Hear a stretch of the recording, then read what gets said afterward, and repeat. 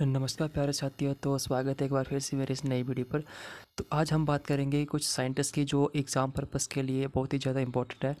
तो जो भी आपके जो टैट होने वाला है उसके लिए जीन पियाजे, वाइगोस्की और कोहलबर्ग की जो थ्योरी होती है वो काफ़ी ज़्यादा इंपॉर्टेंट थ्योरीज है। तो इनमें से हर बार कुछ ना कुछ क्वेश्चन आपको देखने को मिलते हैं। तो चलिए शुरू करते हैं और देखते हैं सबसे पहले हम जीन पियाजे की। तो जीन पियाजे के बारे में अगर बात करें तो जीन पियाजे से जो क्वेश्चंस आते हैं तो वो मेन क्वेश्चन की हम बात करेंगे, इंपॉर्टेंट क्वेश्चन की बात करेंगे। इनकी जो थ्योरी है उसको पूरा एक्सप्लेन नहीं करूँगा, जस्ट इंपॉर्टेंट क्वेश्चन को हम एक्सप्लेन करेंगे और डिस्कस करेंगे। तो सबसे पहले हम जीन पियाजे की जब बात करते हैं, जीन पियाजे कहाँ के निवासी थे? जीन पियाजे थे स्विट्ज़रलैंड के जूलॉजिस्ट थे पहले, ठीक है। तो इन्होंने जो दी थी कोग्निटिव डेवलपमेंट की थ्योरी दी थी। और जो जो ये फेमस थे, स्पेशली जो फेमस थे वो किसके लिए फेमस थे? चाइल्ड साइकोलॉजी के लिए, चाइल्ड साइकोलॉजी के लिए। तो इनको चाइल्ड साइकोलॉजी का फादर भी कहा जाता है। नॉलेज के ऊपर इन्होंने काफ़ी ज़्यादा काम किया है, जिसके अंदर इन्होंने थ्योरी दी थी। कुछ थ्योरी है, थ्योरी के नाम है उनके development theory of knowledge, theory of genetic, epistemology. इनको लिटिल साइंटिस्ट भी कहा जाता है, क्योंकि जो इन्होंने जितनी भी अपनी थ्योरीज दी है वो चाइल्ड साइकोलॉजी, चाइल्ड को लेके अपनी स्टडीज़ की है। उनको जो स्पेशली रेडिकल कंस्ट्रक्टिविस्ट कहा जाता है, ये काफ़ी ज़्यादा इम्पोर्टेंट पॉइंट है, तो आप इसको जरूर नोट कर ले। पियाजे के बारे में हमें कुछ बातें हैं जो याद रखनी होंगी। तो वो है, एक सबसे पहले तो ये स्विट्ज़रलैंड के साइंटिस्ट थे, फिर जूलॉजिस्ट थे, ठीक है। फिर उन्होंने थ्योरीज दी थी cognitive development, genetic, epistemology, development of knowledge, development theory of knowledge दी थी। साथ में ये क्या थे? रेडिकल कंस्ट्रक्टिविस्ट थे। और इनको लिटिल साइंटिस्ट भी कहा जाता था। ये कुछ पॉइंट्स है काफ़ी ज़्यादा इंपॉर्टेंट क्वेश्चन जो कि टैट में पूछे जा सकते हैं। साथ ही इन्होंने कुछ टर्म्स दी थी जो कि एग्ज़ाम में पूछी जा रही है और आगे भी पूछी जा सकती है। तो ये 3 टर्म थी। सबसे पहले उन्होंने स्कीमा की बात की थी। तो स्कीमा क्या होता है? पॉकेट ऑफ इंफॉर्मेशन होता है। जो पॉकेट ऑफ इंफॉर्मेशन को क्या बोलते हैं? स्कीमा बोलते हैं। तो काफ़ी ज़्यादा इंपॉर्टेंट क्वेश्चन है ये। साथ में हम अगर बात करें नेक्स्ट असेमिलेशन की, तो असेमिलेशन क्या होता है कि जब कोई स्कीमा होता है, कोई इन्फॉर्मेशन होती है, उसकी जगह कोई नया स्कीम आ जाता है, कुछ नई इन्फॉर्मेशन आ जाती है, तो उसको हम बोलते हैं एसिमिलेशन, ठीक है। और जब ये जो इन्फॉर्मेशन होती है पुराने स्कीमा को रिप्लेस कर देती है, नया स्कीमा उसकी जगह ले लेता है, तो उसको हम बोलते हैं एकोमोडेशन, ठीक है। तो साथ में उन्होंने कुछ स्टेजेस दी थी जो कि हर एक एग्ज़ाम में हर साल आती आती है। तो अब हम इन स्टेजेस के बारे में डिस्कस कर लेते हैं। स्पेशली जो स्टेजेस है, इनमें से पूछा जाता है एग्ज़ाम में कि जो इन्होंने स्टेजेस दी तो कितनी है, और उनकी जो एज थी, एज डिफरेंस कितना है और स्टेजेस के बीच में। तो जो पियाजे ने स्टेजेस दी थी, तो टोटल कितने स्टेजेस दी थी? 4 स्टेजेस दी थी। कौन कौन सी स्टेजेस हैं?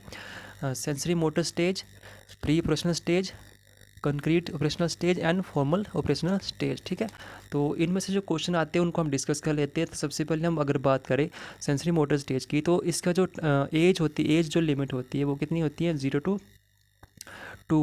2 साल, ठीक है। 0 से 2 साल के बच्चों को किस स्टेज में रखा गया था? सेंसरी मोटर स्टेज में रखा गया था। तो पियाजे ने इसके अंदर कुछ पॉइंट्स बताए थे जो कि काफ़ी इंपॉर्टेंट पॉइंट है, और इसको एग्ज़ाम के पर्पज़ से आपको याद रखना है, क्योंकि एग्ज़ाम में ये पॉइंट पूछे जा रहे हैं, ठीक है। तो सबसे पहले अगर सेंसरी मोटर स्टेज में हम बात करें, तो फर्स्ट है इमिटेटिव बिहेवियर एंड सेकेंड है ऑब्जेक्टिव परमानेंस, ठीक है। ऑब्जेक्टिव परफॉर्मेंस या परमानेंस, ठीक है। तो ये कब तक आ जाती है? 10th मंथ के अंदर उसको आ जाती है ऑब्जेक्टिव परफॉर्मेंस, ठीक है।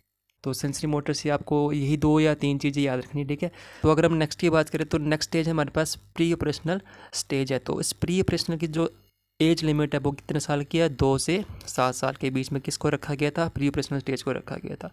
तो इसमें भी कुछ पॉइंट्स उन्होंने बताए थे कि जो ईगो आता है, ईगो सेंट्रिज्म होता है, वो इसके अंदर आता है, ठीक है। जो ईगो सेंट्रिज्म, जो बच्चों में ईगो आता है, कब क्रिएट होता है? प्री ऑपरेशनल स्टेज में होता है। डिसेंट्रेशन इसके अंदर आता है, एनिमेशन इसके अंदर आता है, सिंबोलिज्म इसके अंदर आता है। तो ये कुछ ऐसे पॉइंट है जो कि आपको याद रखनी है। और साथ में इसमें एक और पॉइंट ऐड कर लो कि इन्होंने कहा था कि जो लैंग्वेज डेवलपमेंट होता है, जो लैंग्वेज बच्चों में डेवलप होती है, तो वो किस स्टेज में डेवलप होती है? वो होती है आपकी प्री ऑपरेशनल स्टेज में, ठीक है। तो ये एक और पॉइंट है जो आपको उसमें ऐड कर लेना है। नेक्स्ट है कंक्रीट ऑपरेशनल स्टेज। तो जो कंक्रीट ऑपरेशनल स्टेज है उसकी जो एज है वो क्या है? 7 to 11 ईयर, ठीक है। जो इसकी एज है वो 7 to 11 ईयर है, तो आपको इसको याद रखना है। और इसमें जो क्वेश्चन पूछे जाते हैं वो लॉजिकल डेवलपमेंट कब होती है बच्चे की? लॉजिकल डेवलपमेंट होती है आपकी कंक्रीट ऑपरेशनल स्टेज में होती है, आपको याद रखना है। और साथ में आपको याद रखना है रिवर्सिबिलिटी कब आती है उसके अंदर, कंजर्वेशन कब आती है और क्लासिफिकेशन कब आती है। ठीक है, तो ये कुछ पॉइंट है जो कंक्रीट में आपको याद रखने हैं, बाकी इसमें से एक्स्ट्रा कुछ नहीं आता है। फॉर्मुलर ऑपरेशनल स्टेज को आपको सिर्फ 2 ही बातें याद रखनी है, इसमें जो प्रॉब्लम सॉल्विंग एबिलिटी है वो आ जाती है, और साथ में जो इसकी जो एज है वो कहाँ से कहाँ तक है, 11 से अडल्टहुड तक। ठीक है, 11 से अडल्टहुड तक, ये आपको 2 बातें याद रखनी है। तो नेक्स्ट हम बात करेंगे वाइगोत्स्की। तो वाइगोत्स्की जो थे वो रशियन साइंटिस्ट थे, उनको सोशल कंस्ट्रक्टिविस्ट भी कहा जाता था। देखो, अब जो पियाजे थे उनको रेडिकल कंस्ट्रक्टिविस्ट कहा जाता था और इनको सोशल कंस्ट्रक्टिविस्ट कहा जाता था। तो इनकी जो थ्योरी थी वो थी social culture theory of development थी। ठीक है, या फिर इसको एक और नाम से जाना जाता है सोशल कल्चर लैंग्वेज। ठीक है, तो जो सोशल कल्चर लैंग्वेज थ्योरी दी है वो किसने दी है, वाइगोत्स्की ने दी। ठीक है, तो इन्होंने 3 बातें यहाँ पर जो इम्पोर्टेंट है वो हमें याद रखनी है।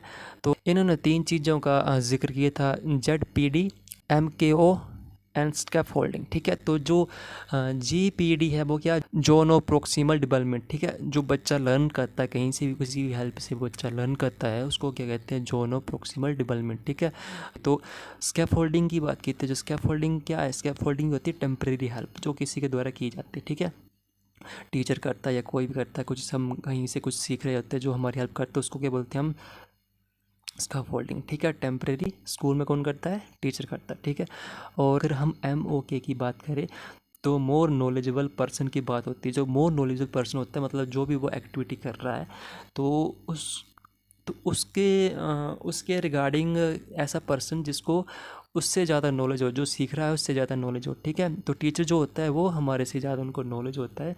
जब अगर बच्चे की बात करें तो इतना नॉलेज नहीं होता, वो इन्फॉर्मेशन गेन ही कर रहा होता है, लेकिन जो टीचर होता है उनको पहले ही पता होता है, वो उनको पास इतना नॉलेज है। तो जो स्कैप होल्डिंग वो कौन करता है, टीचर करता है। ठीक है, बच्चों को हेल्प करता है, उसको कुछ भी सिखाना हो उसके लिए। तो ऐसे बहुत एग्जांपल है स्कैप होल्डिंग के लिए, टीचिंग हो गया, मदर हो गया, फादर हो गया, जो भी है, मतलब हमें कुछ लर्निंग में हेल्प करते हैं। तो ये तो 3-4 चीज़ें आपको याद रखनी है। ठीक है, तो इन्होंने टाइप ऑफ स्पीच दी थी, तो साथ में टाइप ऑफ स्पीच की भी बात की थी इन्होंने। तो इस टाइप ऑफ स्पीच इन्होंने 3 टाइप की दी थी। फर्स्ट है हमारे पास सोशल, सेकंड है प्राइवेट एंड थर्ड है साइलेंट। तो सोशल की जो बात करते हैं, तो सोशल में बच्चा जो है वो दूसरों के साथ बोल के बात करता है, अपने जो थॉट है वो बोल के शेयर करता है। प्राइवेट में क्या है, जो बच्चा अपने मन के जो विचार होते हैं वो उसको खुद के साथ ही शेयर करता है, खुद से ही वो बातें करते रहते। तो वो किस टाइप में रखा गया, प्राइवेट स्पीच में रखा गया। तो नेक्स्ट है हमारे पास साइलेंट स्पीच। तो साइलेंट में क्या होता है, बच्चा मन से ही मन, मतलब खुद से ही बातें करते रहता है, मन ही मन वो सोचता रहता है। तो ये थी टोटल जो 3 स्पीचेस जो कि वाइगोत्स्की ने दी थी। तो जो प्राइवेट स्पीच है, प्राइवेट स्पीच को ईगो सेंटर स्पीच भी कहा गया। किसके द्वारा कहा गया ईगो सेंटर स्पीच, जीन पियाजे के द्वारा। ठीक है, तो आपको ये पॉइंट भी याद रखना है। नेक्स्ट हम देखते हैं लैंग्वेज को लेकर कुछ साइंटिस्ट थे, उन्होंने कुछ अपने अपने थॉट रखे हैं।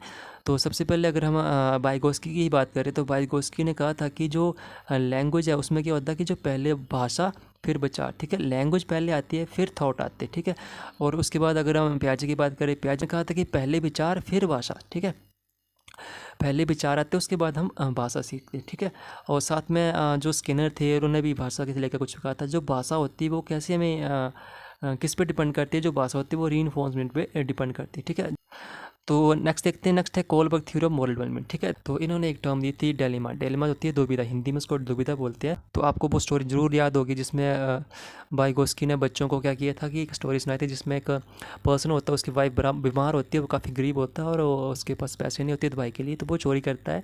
तो उस बेस पे जो उन्होंने अपनी साइंटिस्ट अपनी रिसर्च पब्लिश की थी। तो इन्होंने 3 लेवल एंड 6 क्या दिए थे, 6 स्टेजेस दिए थे। ठीक है, 3 लेवल दिए थे और 6 स्टेजेस दिए थे। तो चलिए हम देखते जल्दी से कौन कौन से लेवल है इसके अंदर।